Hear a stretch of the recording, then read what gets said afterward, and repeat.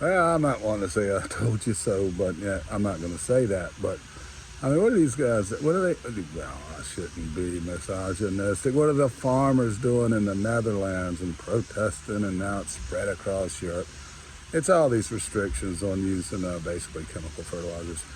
Um, yeah, not to put them out of business. A lot of them. That's why they're complaining.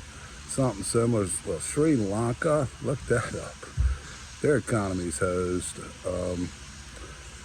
I think they eliminated chemical fertilizers, and so it's made it just impossible. And apparently, they export a lot of stuff in that region.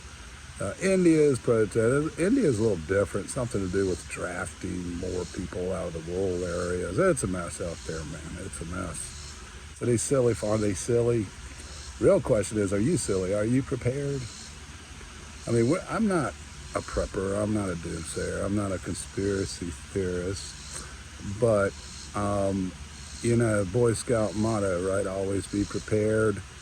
You really, if I don't have a lot of influence because I don't have a lot of followers, but spread the word. You really need to supply as much food as you can for yourself. Conspiracies or non-conspiracies, things are a mess. I mean, it's not unrelated. My interpretation, transitioning to cleaner fuels, that's, fait accompli. Eventually it'll happen just because the economics of it, and fossil fuels and cleaner energies get out of whack, and then, we would naturally move to it. But what's happened here recently is that they accelerated, and the infrastructure wasn't ready. We all know what happened with this administration in the U.S. pretty much demolishing the industry. Not demolishing, but you know what I mean. We all know what the inflation's about.